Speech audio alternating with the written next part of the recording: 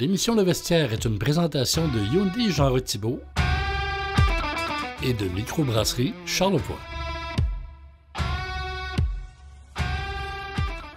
Aujourd'hui au Vestiaire, ça paraît que Mathieu n'est pas là parce qu'on a un énorme show.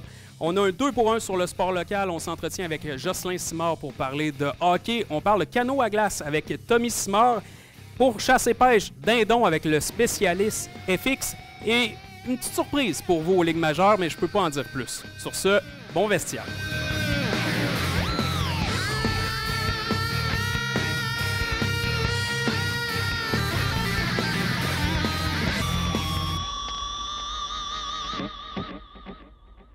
On a un beau bonus aujourd'hui, un 2 pour 1 en ce qui concerne le sport local. Et pour ce faire, je m'entretiens avec Jocelyn Simard, qui est responsable de l'organisation des tournois pour l'Association du hockey mineur de Charlevoix-Ouest depuis maintenant 12 ans. D'abord, félicitations. Et Jocelyn, tu me permets de te tutoyer au nombre de buts que j'ai fait dans notre ligue de garage? Je pense que ça ne te dérange pas trop. Je pense que j'ai contribué à ton sentiment d'efficacité. Ouais, mais pour juste 2 buts. Hey Jocelyn, merci d'être ici aujourd'hui. Salut Philippe. On parle de la 7e édition du tournoi M9 de Baie-Saint-Paul et je veux qu'on commence tout de suite par la question qui me turlupine depuis le début. Pourquoi M9? Pourquoi on parle plus de novice, de bantam et tout ça? Bien, Hockey Québec, ça fait déjà 2 ans de ça, a voulu harmoniser les catégories autant au niveau du Canada. C'est-à-dire que c'est pas Hockey Québec, c'est Hockey Canada qui voulait que, exemple, en Ontario, cette catégorie-là, c'est la M9, mais au Québec, c'est le M9. Un peu comme, dans le fond, le soccer faisait avec les U18, U16, U15. Exactement pour la même raison. OK, fait que c'est juste la paperasse. C'est juste pour cette raison-là. On parle du tournoi, un tournoi quand même très important, c'est le tournoi M9 de Baie-Saint-Paul qui se tient du 24 au 26 mars dans la nouvelle aréna Luc et Marie-Claude. J'imagine que c'est pas gênant de recevoir le monde cette année? Je te cacherai pas que cette année, là, on est vraiment fiers de l'engagement que la Ville a pris puis qu'on réussit à nous donner une installation qui est digne des années 2020. Ben, écoute, tu sais, Jocelyn, ça fait quoi, 12 ans que tu as ce titre-là? J'imagine qu'à un moment donné, tu n'entendais parler, que ce soit par les équipes, que ce soit par les parents, à quel point. Mais c'était comme ça un peu partout au Québec. Là. Ben, je te cacherai pas qu'on avait un aréna qui a été construit en 1974. Puis mais tu sais, il y avait comme un plan d'aréna qui était standardisé un peu partout au Québec. Mais tu sais, quand tu réfléchis à ça, tu dis, tu sais, il fallait que tu montes 6 marches pour en descendre 10. Ah non, il n'y avait pas de logique, là. C'était difficile. Tu sais, moi, qui a fait une erreur dans une aréna, mais que ce soit copié partout, c'était quand même grandiose comme... Mais tu sais, c'était une aréna qui était standard. Qui a répondu aux besoins. Qui a répondu aux besoins pendant tant d'années, mais qui n'était plus aux normes au bout du jour, là. Tu sais, quand on se promène un peu partout... je trouve que les gens qui ont fait les plans de l'aréna, dont M. Thibault, là, on est vraiment choyés d'avoir un tel aréna. Puis j'imagine que tu entends déjà des commentaires positifs. Le tournoi n'a pas commencé, mais il y a eu d'autres tournois. On a eu d'autres tournois. Puis c'est une des raisons pourquoi est-ce que le tournoi M9 se déroule au mois de mars. Habituellement, on essaie de faire concorder le tournoi M9 en même temps que le marché de Noël. Ah, les oui, grosses vrai, années que le marché de Noël, il y avait des milliers de personnes, mais il faut dire qu'on amenait 24 équipes de l'extérieur du tournoi novice qui venaient se promener au travers du marché de Noël. Puis on a cette année, parce que l'aréna n'était pas prête, il a fallu qu'on retarde notre tournoi au mois de mars. Là. Mais justement, tu sais, oui, on parle du tournoi de hockey, c'est du novice, tu l'as dit, c'est un événement. En fait, c'est un tournoi sur demi-glace. Mais il faut penser beaucoup, beaucoup, beaucoup aux retombées. Parce que du novice, ça veut dire que probablement que les 2 parents vont venir avec les frères, sœurs, grand-papa, oncle. C'est ça, le tournoi, en fait. Bien, Philippe, je ne te cadrerai pas que je suis responsable des tournois depuis 12 ans pour plusieurs raisons. Mais une des choses, c'est que ça permet à contribuer à l'économie de Charlevoix-Ouest. Puis ça paraît. Ah, c'est clair. C'est beaucoup, beaucoup de... Tu sais, c'est les restaurants, les nuitées, etc. Mais tu sais, c'est sûr que... même ça devient un problème. Parce que présentement, Charlevoix est une région qui est prisée. Ouais. Donc, c'est le contraire. Des fois, ça amène une surutilisation exemple, notre tournoi Bantam, j'allais dire M15, M18. Ouais, on s'aurait compris pareil. Là. Bantam, BMJ, là, il est en même temps que la Saint-Valentin. On s'entend que un hôtelier qui veut recevoir une équipe de hockey dans son hôtel alors que le petit couple est en vacances pour la fête de la Saint-Valentin. Ça va peut-être gâcher la magie. Il y a peut-être quelque chose qui clash entre les deux. Là. Mais tu sais, est-ce que c'est difficile de faire venir les équipes ou pas pantoute? Parce qu'on parle de 24 équipes, j'imagine que dès qu'on a la date, le monde appelle. Mais je pense nos tournois ont une bonne réputation. T'sais, les gens sortent, sont satisfaits de l'animation, de l'ensemble, de l'ambiance qui règne à l'aréna durant ces fins de semaine-là. Donc, tu sais, nos tournois se remplissent. Ouais. Donc, on n'est pas obligé d'aller... Il y a 2 ans, on avait fait notre tournoi. Non, l'année dernière, parce qu'avec le COVID, je suis Là, on est là. mêlé, on a 3 ans qu'on oublie. Mais quand on a fait la première année, parce que il y a eu une modification des dates de camp de formation des équipes. Parce que Tout avait décalé. oui, puis tu sais, le M9, c'est des MAG. Il faut qu'ils fassent leur leçon MAG avant de former les équipes. Mais puisque tout avait décalé, bon, on était, comme les équipes étaient formées pour être en fin de semaine suivante notre premier tournoi. Donc, OK. c'est pour ça c'est la seule année que je pense qu'on a eu des problèmes de recrutement au niveau des équipes. Mais sinon, ça se bouscule aux portes, puis on est obligé de refuser des équipes. Et justement, c'est très en terminant, puis il faut parler absolument de ce volet-là qui est le plus important, c'est les bénévoles. Les bénévoles, c'est ce qui fait en sorte qu'on n'aura peut-être pas, ou on n'a plus les gros tournois, comme on parlait de la Coupe Dodge. Ça prend du monde. C'est parce que ça ne se cachera pas. C'est pas juste le hockey mineur, mais je pense En que général. tous les événements, puis on pourra parler aux gens de la ville, présentement, notre plus gros handicap pour pouvoir organiser des événements, c'est le nombre de bénévoles. Puis peu importe, mettons, j'ai une avant-midi, une après-midi, vous allez vous arranger pour faire une cédule, puis prendre, parce que vous en avez besoin. On en a besoin. Puis c'est surtout, c'est que ce tournoi-là, il est spécial, là, parce que c'est un tournoi M9, où est-ce qu'il y a des demi-glaces. Puis aux 2 heures, il faut faire la glace. Aux 2 heures, ça veut dire qu'il faut tasser à la bande. Je comprends, mais on va le rappeler pour ceux qui veulent être bénévoles, AHM Charlevoix Ouest à commercial bsaintpaul.com. AHM pour Association Hockey Mineur Charlevoix Ouest à commercial bsaintpaul.com. Jocelyn, merci du passage. On fera le bilan plus tard, mais on espère que l'appel sera entendu. Donc, nous, on va enchaîner tout de suite avec la chronique Chasse et pêche avec FX.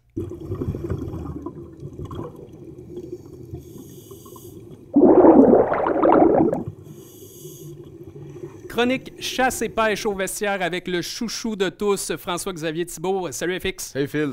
Aujourd'hui, tu nous as emmené pas mal de bébelles, puis je pense qu'on va avoir beaucoup de fun, mais on va parler du dindon sauvage. Évidemment, tu me connais, je vais avoir des questions du champ gauche. Oui. C'est ma spécialité en chasse et pêche. Écoute, on en parle de plus en plus parce qu'on a l'impression qu'il y en a de plus en plus. Et c'est-tu une légende ou c'est vrai? Effectivement, c'est une chasse qui gagne en popularité avec les années parce que la population est grandissante au Québec, à l'exception de Charlevoix qui n'en a pas encore. Pas encore. Mais du côté de Chaudière-Appalaches, de la Montérégie, des cantons de l'Est, même en Mauricie, la population prend une grande expansion. C'est un animal qui est capable de s'adapter à nos réalités québécoises, donc aux hivers rigoureux, dû à la qualité de nos sols et aussi au type de sol et au type de forêt qu'on a au Québec. Donc ça gagne en popularité, la population augmente, donc ça augure bien pour les prochaines années. Est-ce que tu penses que, justement, il va en avoir dans un horizon très court terme, dans Charlevoix éventuellement? Sa limite nordique, maintenant, est dans la région de Québec, proche de Val-Bélair, Port-Neuf. On aperçoit des dindons, on en voit. Maintenant, il reste la barrière de la côte de Beaupré à traverser et les montagnes proches du massif. Donc, je pense que peut-être à moyen terme, on serait capable d'en avoir dans Charlevoix. Tu sais, c'est toi l'expert, c'est ton terrain de jeu, mais est-ce qu'il peut avoir un problème à en avoir trop aussi? Pas dans Charlevoix, étant donné qu'on a un grand territoire. La question, c'est de savoir est-ce qu'il va être capable de survivre à l'hiver rigoureux de la région de Charlevoix. Il y a beaucoup de neige comparativement à Montérégie ou en Beauce. Donc, c'est mon questionnement par rapport à la pérennité de l'espèce au niveau de Charlevoix. Je me questionne.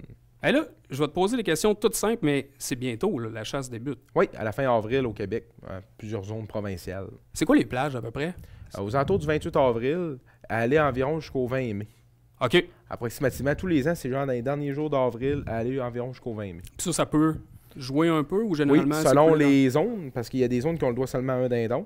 OK. Et il y a des zones qui ont le droit à 2 dindons. Donc, ça Mâle, varie. femelle? Dindon à barbe, seulement au OK. printemps. Donc, il y a certaines femelles qui ont une barbe, et il y a les mâles juvéniles et les mâles matures, qu'on appelle les tomes, que eux ont des barbes.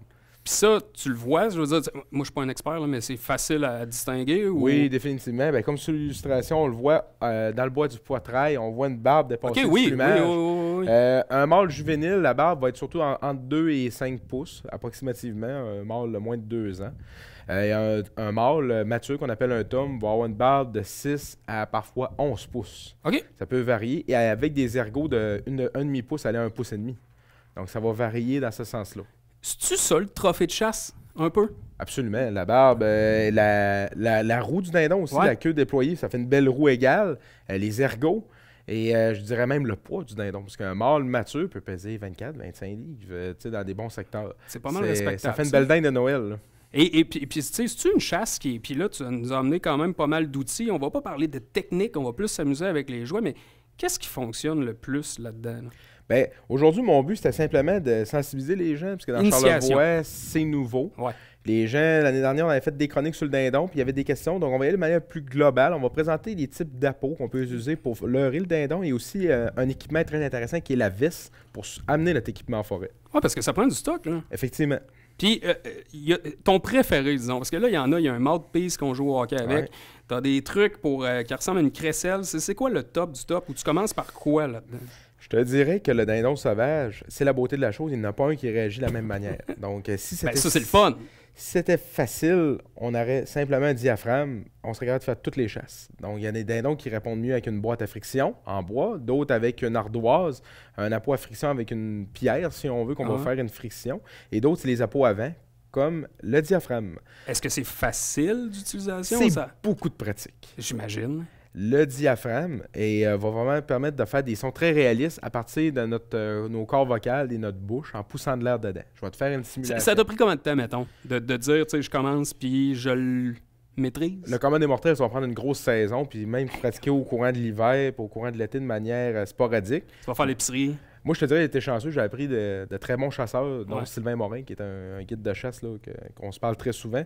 Il m'a donné des bons trucs, donc ça m'a permis vraiment de peaufiner mes connaissances très rapidement. Ça m'a pris quelques mois, puis j'étais capable de. Mais quand même, tu sais, je veux dire, c'est pas... Fait que là, tu t'en Ouais. l'aise, tu nous... Oui, bien, le diaphragme, on peut faire une femelle qui appelle le mâle ou simplement des appels de provocation avec. Donc, on le met dans le fond du palais et on souffle de l'air. On va souffler le mot chip, chip, chip pour faire une femelle.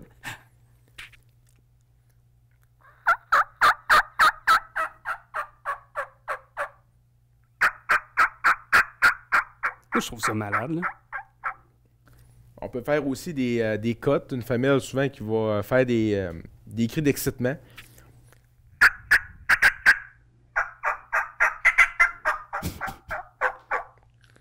C'est super intéressant. Là, t'en as deux, mais c'est-tu le même bruit, c'est juste la couleur qui diffère, ou il y a différentes formes, donc différents sons, ou... Oui. La différence va être au niveau de la coupe du latex. OK. Ici, comme ici, on peut avoir des combo cuts, des V-cuts, des ghost cuts. Ça va être des coupes qui vont faire que la friction de l'air va être différente. Ça va faire des sons plus rugueux, des sons plus aigus. Ça va varier, surtout quand on chasse des dindons éduqués. Ça va permettre de faire des jeunes femelles, des vieilles femelles, souvent de faire des sons plus graves, plus aigus. Ça va permettre de leurrer davantage les animaux les plus éduqués. Toi, tu commences avec ça? Moi, je varie souvent avec des combo cuts, des V-cuts. Celui-là, un combo cut, j'adore ça. On peut avoir aussi des splits là, avec des doubles membranes. Ça peut être super C'est intéressant. plus difficile dans ce temps-là? Oui, c'est plus Ouais. technique. Donc, moi, je conseille d'aller voir un magasin de chasse à pêche avec des représentants sur place puis regarder les types de produits pour être bien conseillés. Donc, parce que c'est des très techniques. Mais, tu l'as dit, c'est la pratique, la pratique, Ouais. la pratique. Les autres, plus faciles? Absolument. Du côté de la boîte à friction, c'est selon moi le plus facile pour le néophyte qui veut débuter au dindon sauvage. On a des modèles plus compacts, on a des modèles plus longs pour des plus grandes caisses de résonance. On a plusieurs types d'essence d'arbres. Comme ici, c'est de l'érable et du Ok. noyer. Il y en a en cèdre, il y en a en peuplier. Il y en a vraiment pour tous les goûts. Moi, Mais, j'aime mais bien- tu sais, FX, c'est pas parce que c'est plus facile que ça fonctionne pas, là. Tu sais, ils ont Absolument autant de pas. taux de succès pour un ou l'autre, là.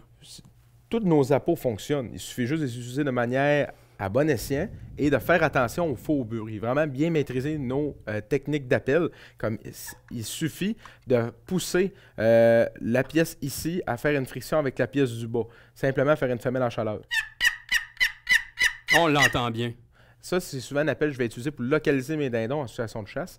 Je vais débuter ma chasse souvent avec un appel de ce type, une boîte. Exemple, une différence avec le noyer qui a une caisse de résonance beaucoup plus forte.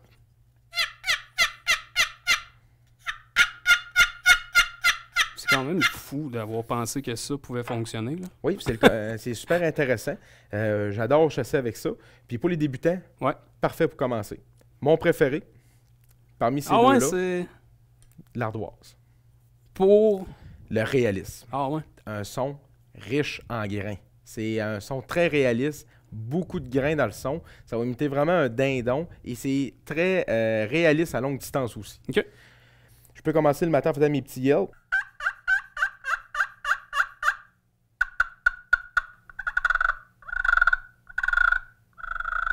Je peux faire mes peurs, faire un roucoulement de dindon.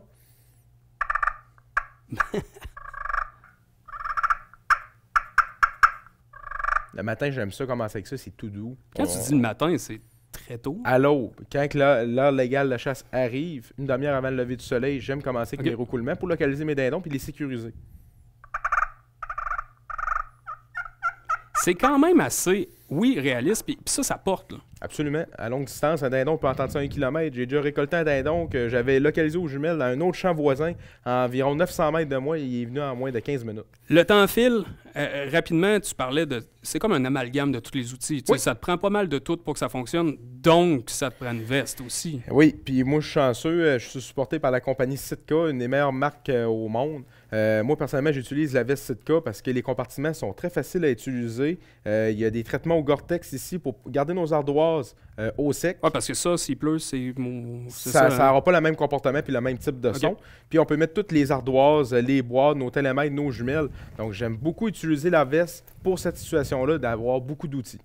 Prochaine chronique, je veux qu'on parle du comportement du dindon parce que tu m'en as appris pas mal hors d'onde, mais je pense que le public va être très, très intéressé. FX, encore une fois, merci beaucoup. Tu as du talent, puis je te laisse continuer à jouer avec ça si ça te tente.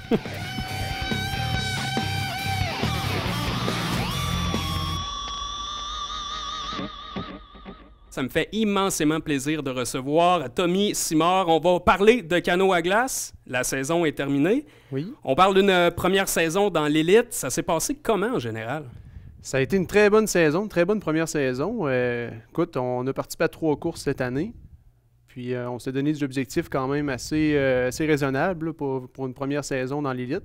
Puis on a atteint plus haut là, que ce qu'on avait prévu. Oui, mais je pense que vous avez fait un podium à la dernière course. C'était où exactement? On était failli faire un podium à la course, la deuxième course de Québec, si on veut, qui était de la baie de Beauport à aller jusqu'à Lévis, puis à l'île d'Orléans, puis un retour à l'île à la baie de Beauport. On avait parlé à un de tes collègues, Maxime, justement, Gagné, qui nous avait présenté un peu l'équipement là, pour faire du canot, puis on avait trouvé ça quand même assez fou. C'est un sport extrême, là, on ne se fera pas de cachette. Ça s'est passé comment au niveau des glaces? Est-ce que c'est plus difficile quand il n'y en a pas de glace sur le fleuve? Parce qu'on le sait, c'est très changeant, ou c'est plus facile pour vous quand il y en a énormément? Ou c'est quoi la condition parfaite pour le fleuve? Bien, une condition parfaite pour avoir du fun, ça va être un mix d'un petit peu tout. Okay. C'est sûr que quand on passe une course de chien de traîneau, comme on appelle, nous, là, c'est un petit peu moins le fun, parce qu'on va être 1 heure et demie à la trotte. Ou si on part une course qui va être à l'eau tout le long, ça devient monotone de ramer. Nous, on a un petit peu plus de difficulté dans les grosses glaces. Fait que pour nous, là, les glaces hautes, c'est beaucoup plus difficile. Ce qu'on est très bon, par contre, c'est pour faire du champ ou de la glace dure. On est des gars on n'est pas grand, on est fort, puis on est très mobile là, sur la glace. Quand tu dis du champ, c'est-tu un peu ce qui est sur le bord du fleuve, disons? C'est ça, là, un petit peu de la banquise là, qui vient dure, puis ça, on est très performant sur ce... Qu'est-ce qui... parce que, bon, il y avait des nouveaux membres dans l'équipe qui ont quand même très bien fait, parce que vous avez eu des résultats très intéressants. Qu'est-ce qui fait en sorte, justement, que vous avez une force pour telle ou telle raison? Parce que, bon, Eric, par exemple, lui, il est barreur. Lui, c'est lui le stratège, dans le fond, qui choisit votre piste. Toi, c'est quoi ta position dans le canot? Exactement. L'exemple, Eric, c'est notre stratège en arrière. Le but, c'est d'avoir en fait la personne la plus légère possible avec la meilleure vision. Parce que lui, en arrière, il y a peu d'impact sur la propulsion qu'on va avoir. Ça va être beaucoup un impact sur le poids du canot. Okay. Puis au niveau de la navigation, ben, qu'il soit capable de pousser 300 watts ou 150 watts, ça a peu d'impact. Un gars comme moi, je suis un avant-tribord. Donc, je suis le premier à sortir sur la glace là, avec mon coéquipier Francis. Donc, c'est nous qui avons un job un petit peu plus physique là, d'aller tirer le canot d'un bord puis de l'autre, de le naviguer aussi. On est les conducteurs sur la banquise. Puis quand on est à l'eau, là, on est plus sur une job de ramer là, sans trop se soucier de ce qui se passe. C'était quoi cette année, là, la course que tu dirais la plus difficile que vous avez eue, puis pourquoi? Je te dirais que cette année, la course la plus difficile pour nous, ça a été le carnaval. Okay. Un petit peu comme je disais tantôt, là, sur les glaces hautes, les glaces plus techniques, on a un petit peu moins de facilité parce qu'on pratique moins ça. Dans la région ici, on se pratique dans l'estuaire de la rivière du Gouffre. Ouais. Donc, c'est moins propice à avoir de la grosse glace. Fait que versus d'autres équipes qui ont beaucoup d'expérience entre Québec puis Lévis, nous, là, c'est vraiment à cet aspect-là qu'il faudrait aller chercher l'expérience. Mais tu sais, en même temps, je veux dire, tu peux pas nécessairement pratiquer ça, les grosses banquises puis tout ça. Tu sais, il n'y a pas une course qui va être pareille. Il n'y a pas une course qui va être pareille. Par contre, les fondements de base, ça reste le même. Là. Quand il faut que tu sortes, le timing de quand il faut que tu sortes, après ça, quand tu rembarques, les mouvements à faire avec le canot, est-ce qu'on le passe à gauche, est-ce qu'on le passe à droite, la rapidité de décision, c'est des choses qui vont se pratiquer à force d'en faire. Puis plus on va avoir l'expérience, mieux on va. Oui, parce que c'est là, tu sais, les équipes qui gagnent, j'imagine, c'est ceux qui ont le plus d'ancienneté, les vétérans, parce que c'est pas nécessairement une équipe de jeunes qui va gagner non plus, là. C'est pas nécessairement une équipe de jeunes, puis on le voit pratiquement toutes les fois sur le circuit en ce moment. Puis on s'est déjà amusé à faire un petit tableau là, de l'expérience versus les résultats, puis le tableau, il fait à peu près ça exactement. Les équipes qui ont le plus d'expérience, c'est eux qui vont chercher les meilleurs résultats, puis à l'inverse, ceux qui ont le moins d'expérience vont parfois nous surprendre dans une course. Mais ça va être dans cette course-là mais qu'ils c'est vont ça ne sera pas une constance. Versus les équipes qui ont beaucoup d'expérience, ils vont chercher une constance, ils vont chercher vraiment des résultats meilleurs. Tu représentes Family Prix, Baie-Saint-Paul, Microbrasserie Charlevoix, mais si, mettons, on compare avec Volvo, Château-Frontenac, les moyennes d'âge, tu sais, à peu près, là, tu penses ça ressemble à quoi? Et écoute, si je regarde un petit peu l'équipe de Volvo, je dirais que c'est à peu près tous des gars autour de la quarantaine, 45. Si tu vas chercher l'équipe de Château, tu prends un gars comme Jean Anderson, il a au-dessus de 60 ans. C'est fou, là! Fait que c'est incroyable. Puis nous, on est quand même une équipe assez jeune, si on peut dire. Avec, on a 2 membres qui ont moins de 30 ans, quelques membres dans la trentaine, puis un dans la quarantaine. Mais des satanés athlètes. Des très, très bons athlètes. Je veux que tu me parles de la dernière course. C'est un podium. Je sais, pour avoir parlé à plusieurs, c'était même pas une pensée, faire un podium cette année. Vous l'avez fait. Qu'est-ce qui explique ça, là? Écoute, en plus, ça a été une course en toute émotion. On a parti, on était en 4e position, puis on se battait avec la tête. On disait, crime, ça va super bien, on pourrait être capable aujourd'hui d'aller chercher un podium. Puis on y croyait. On n'en parle pas, mais on fait pas ça pour perdre non plus. J'espère. Fait que durant la course, là, quelques problèmes avec le vent, la navigation, on se fait déporter, on se ramasse dernier, on touche à mi-course dernier. Puis on avait vu là, sur la banquise, là, Francis, notre capitaine, qui a eu la bonne idée d'esprit de dire, ben garde, on devrait essayer ça, on n'a rien à perdre. Mais vous le savez, pendant la course, vous êtes où? On n'a pas des yeux autour de la tête, mais on est capable de distinguer avec les couleurs là, sur la banquise au loin les équipes. Okay. Puis on est capable de dire à peu près qui là, vous êtes dernier mi-course. On est dernier mi-course. Puis c'est ça qui est vraiment le fun, c'est qu'il n'y a pas un gars qui s'est découragé. On a tous resté vraiment focus, on s'est cheer up, on est reparti. Puis on a pris vraiment là, un itinéraire qui était de revenir le plus rapidement possible sur la banquise, qui est notre force. Puis on a remonté, puis on a dépassé toutes les équipes. Là, on est arrivé à mi-retour avec PMT, qui sont toujours dans le top 3 habituellement. Puis on a dit, oh mon Dieu, PMT ont fait une très mauvaise course. Puis là, à un moment donné, on se rendait compte qu'en avant de nous, il n'y avait personne. En arrière de nous, il était loin. Fait que là, on a dit, crème, on est en train de se battre pour le podium. Puis on a eu vraiment une belle tactique là, dans la bataille avec eux. On était derrière, on les a dépassés tôt pour avoir un avantage de 30 pieds. Puis eux doivent forcer de nous dépasser. Puis finalement, on a eu assez de forme et assez de chiens là, pour les toffer jusqu'à la fin. Fait que j'imagine ça craint pour la prochaine saison déjà. On y pense-tu? Ben écoute, on y pense. On a pris beaucoup d'expérience cette année. Ça a été une année aussi difficile. On a eu quelques blessures. Après ça, on a eu une naissance. Les courses, même les courses qui ont lieu, pas lieu, tout ça. Exactement. Ça nous défait aussi un planning. Là. On a été obligé de recirer, descirer. Des fois, ça prend des dizaines d'heures. Fait que des fois, c'est dur sur le moral. Ouais. Puis non, je pense que pour la prochaine saison, là, attention. Ça ressemble à quoi, justement, cet été? Période morte, est-ce que vous continuez à faire des courses de vélo? Parce que je sais que vous êtes tous des athlètes dans différentes disciplines. Vélo ou course, ça ressemble un peu à ça aussi? Toutes nos blondes aimeraient ça que je dise que non, on va prendre ça mollo cet été. Ben non. Mais écoute, je pense qu'on a déjà beaucoup, chacun des plannings assez chargés, autant sur la course à pied, la course en sentier, puis le vélo de montagne, vélo de route. Avec d'autres podiums? On a d'autres podiums en vue. Hey, Tommy Simard, un gros merci d'être passé à l'émission. C'est vraiment très intéressant, puis c'est sûr qu'on va suivre ça l'année prochaine. Puis écoute, j'aimerais ça en profiter pour dire un gros merci à nos commanditaires, là, sans qui ça serait vraiment impossible de pratiquer un sport comme le canot à glace, qui est un sport qui demande quand même beaucoup de coûts. Fait que la pharmacie Family Prix, la microbrasserie Charlevoix, merci. Tommy Simard, un gros merci.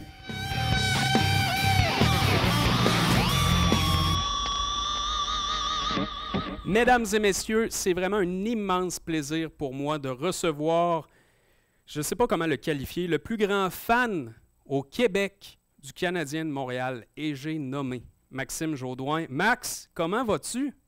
Hey Phil, ça va extrêmement bien. Très content de te voir la belle binette. J'aime ça. Je m'attendais pas à ce genre de réponse-là du plus grand fan de la Sainte Flanelle au monde. Tu gardes le sourire pareil? Ben écoute, dans la victoire comme dans les défaites, partisan un jour, partisan toujours, telle est ma philosophie. Il n'a pas eu beaucoup de victoires, hein?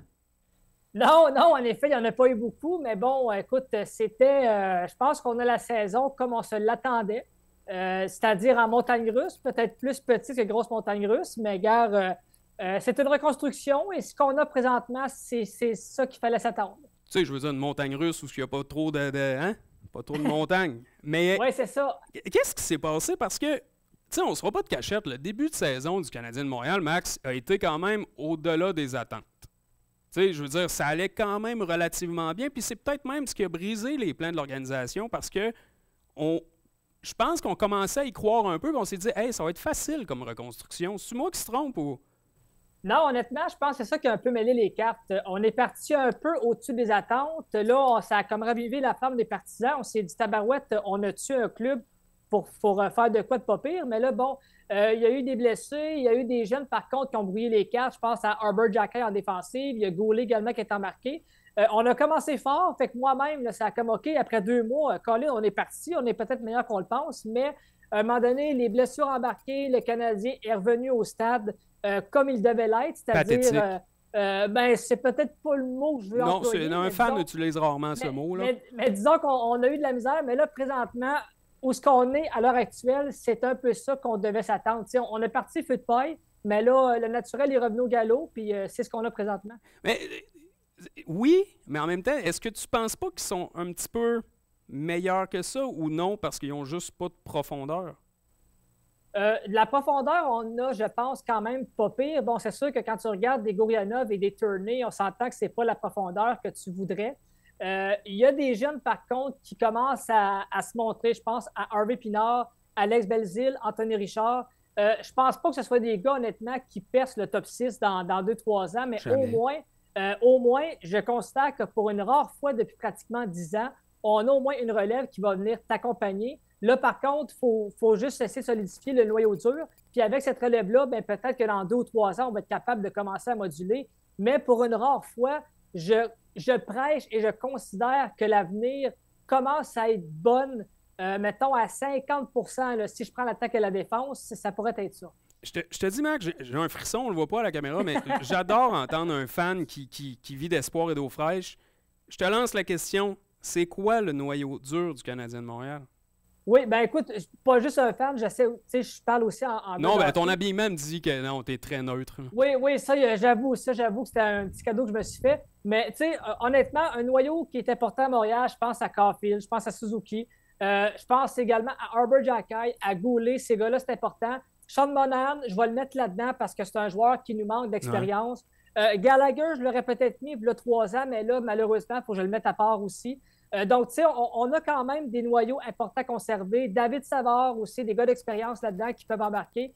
Donc, si on est capable de construire avec ces gars-là, ou peut-être aller en chercher sur le marché des joueurs, des agents libres, et amener la relève puis de les encadrer, ce qu'on a rarement vu à Montréal avec l'ancienne administration, au moins, tu sais, je veux dire, peut-être qu'à un moment donné, dans 5-6 ans, tabarouette, on va être capable de dire... 5-6 ans? On va peut-être pas rivaliser avec Boston. Là. Je dis 5-6 ans. Non, ça n'arrivera jamais. Peut-être un petit peu avant ça, là, mais n'empêche qu'au moins, les gens continuent à acheter des billets parce qu'au moins, le spectacle est bon. Oui, mais tu sais, ça... Malgré tout ce qui arrive, là, certains matchs, c'est quand même pas pire. Là. Oui, mais en même temps, tu sais, j'aimerais qu'on aille les Nordiques aujourd'hui pour voir à quel point on vend des billets à Montréal, tu comprends? Non, mais... Oui. Là, on rêve en couleur, là, mais je comprends. Oui, puis je vais rêver longtemps parce que j'aimerais ça, le retour des Nordiques, mais c'est drôle, hein, quand les Nordiques étaient là, le Canadien était très, très bon. Fait que moi, je voterais pour le retour des Nordiques au plus... Mais j'ai des questions aussi en rafale pour toi, Max. Oui. Oui. Ton gardien, là, numéro 1, avec qui tu vas à la guerre? Là, tu vas me dire, j'ai des lance-poids, mais mettons. Lequel tu prends? C'est sûr que présentement, j'ai pas le choix de dire Montembeault pour la fin de la saison parce que Montembeault a littéralement devancé Jake Allen. Ça, j'apprends rien à personne. En début de saison, on n'était pas sûr. Là, je pense qu'il a pris le grade du Cerbère. Même Jake Allen, selon moi, je pense qu'il va se faire échanger à la fin de l'été. Écoute, puis pour l'an prochain, si on décide d'aller avec Montembeault comme numéro 1, ça pourrait se faire, quitte à ce qu'ils prennent le filet pour peut-être 50 matchs et non pas 60. Mais si l'équipe fait ça, si le Canadien fait ça, assurez-vous, s'il vous plaît, d'avoir un gardien numéro 2 qui va pouvoir le backer. Parce qu'une année complète de numéro 1 pour Montembeault, je ne pense pas qu'il est prêt, mais au moins, backez-le, ou excusez-moi l'anglicisme, là, mais aidez-le si l'année prochaine, non, mais tu sais, vis tes émotions, Max. Je trouve ça beau de défendre Montembeault, je trouve ça très cute. Reste le plus fidèle partisan dans la défaite comme dans la victoire. Merci beaucoup d'avoir pris le temps de venir. Les gens l'apprécient, moi pareil, on a hâte de te revoir. Merci beaucoup, Max. Merci, et à la prochaine, mon fils. Merci à Mathieu. Mathieu n'était pas là, mais je le remercie quand même, et nous, on se revoit très bientôt.